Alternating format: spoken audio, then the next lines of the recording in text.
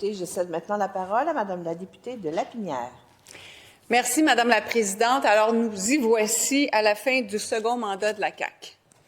En 2018, la Maison des finances publiques du Québec était réellement en ordre. 7 milliards de plus dans les coffres de l'État grâce à la gestion du gouvernement libéral de Philippe Couillard. Il a remis les finances publiques en ordre entre 2014 et 2018 pour ramasser les pots cassés, notamment après 18 mois de gouvernance péquiste. En arrivant avec 7 milliards en banque, la CAQ était partie pour la gloire, comme on dit. La CAQ se pensait forte en économie et en gestion. Elle se promettait de gérer l'État comme on gère les entreprises privées. Et la CAQ a amplifié cette fausse idée auprès de la population que la gestion privée est toujours meilleure que l'administration publique. Puis les Québécois ont acheté l'idée à leur détriment. Aujourd'hui, les Québécoises souffrent des conséquences de la gestion caquiste et des choix caquistes. La gestion privée, c'est pas mieux que la gestion publique. C'est différent. C'est normal que ce soit différent. Les buts, les objectifs des deux sont différents. La gestion privée, elle a un but, faire des profits, c'est son essence. Il n'y a rien de mal là-dedans. En entreprise privée, on fait de la gestion privée. Mais l'administration publique, elle a un autre objectif, c'est de donner des services publics et agir en fonction du bien commun. Alors, la CAQ est arrivée au pouvoir avec ses gros sabots en 2018 et avec l'intention de faire des gros deals. La CAQ a fait fi des risques avec l'argent des contribuables. Pourtant, l'État devrait être aussi redevable aux contribuables qu'un PDG et un conseil d'administration sont redevables à leurs actionnaires. Résultat, comme dirait mon collègue de La Fontaine, le leader de l'opposition, la CAQ a fait patate en matière de finances publiques. Des 8 budgets déposés par le ministre des Finances, le premier était écrit à l'encre noire grâce au surplus laissé par le gouvernement libéral. Les 7 autres budgets caquistes étaient à l'encre rouge, dont celui de la semaine dernière. Je peux comprendre que les budgets post-pandémie, de l'année 2020 puis 2021, je peux comprendre que ça a été plus difficile d'avoir des budgets équilibrés, ce qui n'est pas arrivé. Mais c'est les décisions qui ont suivi qui auraient dû être prises de manière plus prudente pour pouvoir atteindre un équilibre plus rapidement. Mais non, la CAQ carburait toujours au gros deal. On l'a vu avec Northvolt et les autres. Et en 2022, en plus, la CAQ envoyait des chèques électoralistes. Tantôt, j'avais le fou rire quand la collègue de Bellechasse a dit que le ministre des Finances a déposé un budget sobre sans cadeau électoraliste, Madame la Présidente. Puis 1,3 milliard pour le prochain chef ou la prochaine chef de la CAQ, c'est quoi, vous pensez? Vous pourrez en déduire ce que vous voulez.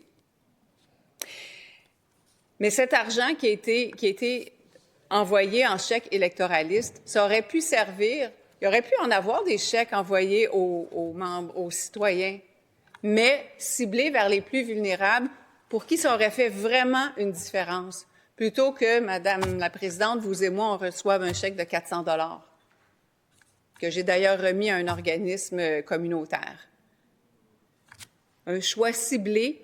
D'ailleurs, en fiscalité, les mesures ciblées sont toujours celles qui sont les meilleures, sont les plus efficaces pour atteindre les objectifs qu'on se donne. Alors, pour sa dernière année complète au pouvoir, 25-26, la CAQ nous présente un budget qui confirme un déficit de 9,9 milliards et pour lequel aucune vision claire ne se dégage pour le Québec. Alors, déficit, décote, disparition de la marge de manœuvre, vivement un changement de gouvernement. Je vais vous parler des ressources intermédiaires, Madame la Présidente. Pour la 4e année consécutive, le budget de la CAQ ne prévoit aucune mesure pour soutenir les ressources intermédiaires. Elles sont régies par une entente qui a été signée en 2020 pour 5 ans. Elles prennent soin de personnes aînées en perte d'autonomie, de personnes qui ont une déficience physique, une déficience intellectuelle, un trouble de santé mentale ou de toxicomanie. Elles ont crié à l'aide plusieurs fois ces dernières années. La CAQ a toujours fait la sourde oreille. Mais là, la cerise sur le gâteau, c'est que cette entente, puis je comprends dans avec les budgets qu'ils avaient. Je comprends qu'ils ne voulaient pas rouvrir l'entente avant son échéance. Mais là, le 31 mars, cette année, ça va faire 1 an que l'entente est échue et les négociations n'avancent pas. Même la ministre de la Santé nous a dit en interpellation vendredi dernier qu'elle n'était pas contente du rythme de ces négociations-là. Alors, est-ce que quelqu'un va se réveiller et faire quelque chose pour que ça aboutisse? Parce que ce sont plus de 20 000 personnes qui sont dans ces résidences, dans les ressources intermédiaires. Modus operandi de la CAQ, peut-être? Le ministère ne collige même pas de données sur les ressources intermédiaires. Alors, comment voulez-vous, Madame la Présidente, qu'ils puissent planifier pour les places nécessaires et qu'ils puissent prévoir des budgets nécessaires? Ça explique peut-être pourquoi il n'y a rien dans le budget pour les ressources intermédiaires.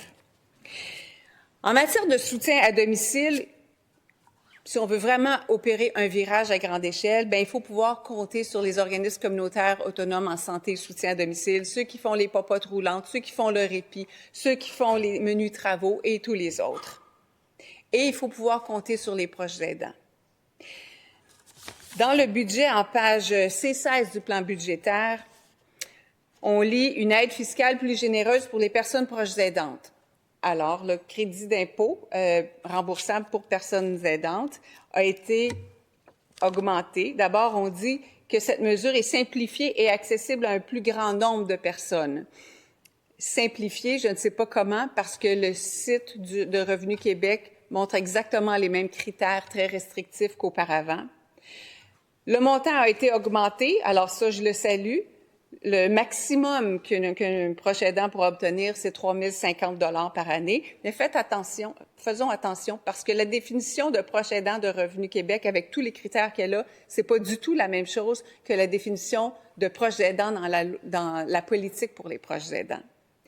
Et là, ce qui me rend dubitative, c'est que il y a une allocation autonomie à domicile qui a été annoncée d'ailleurs par la ministre au moment du dévoilement de la politique pour la politique nationale de soutien à domicile dévoilée en janvier. Alors, l'allocation autonomie à domicile, ça remplace tout simplement le chèque emploi-service. Et là, c'est une mesure dont les personnes proches aidantes pourront utiliser. Mais c'est bien indiqué que les personnes proches aidantes peuvent désormais être désignées comme travailleuses admissibles pour recevoir ce qui s'appelait le chèque emploi-service, donc cette nouvelle allocation autonomie à domicile. Ils vont pouvoir la recevoir, mais en échange d'un service, d'une prestation de service. Mais ce qui ne fonctionne pas, et pourquoi je dis que je suis dubitative quand je lis qu'on va plus aider les proches aidants, c'est que la personne proche aidante qui va utiliser cette allocation, comme elle est considérée travailleuse, elle va perdre son crédit d'impôt, le crédit d'impôt le plus avantageux qui est annoncé dans le budget. Alors, avis aux personnes proches aidantes, informez-vous avant de faire un choix de la mesure d'aide que vous voulez pour ne pas vous faire avoir là-dedans. Maintenant, j'en aurais beaucoup à dire, Madame la Présidente, mais je sais que je suis limitée à 9 minutes. Je vais vous parler d'une artère importante dans mon comté, le boulevard Taschereau. Alors, la CAQ nous a servi le discours de maintien d'actifs la semaine dernière en parlant du PQI.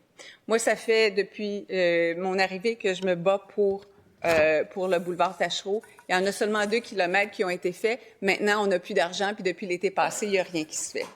Alors, Madame la Présidente, je vais lire la motion de grief que l'Assemblée nationale blâme sévèrement le gouvernement caquiste pour son budget 26-27 qui ne prévoit aucune mesure pour les ressources intermédiaires existantes ni pour le développement de nouvelles places essentielles aux personnes plus vulnérables. Merci. Merci, Madame la députée. Votre motion est déposée sous réserve de sa recevabilité.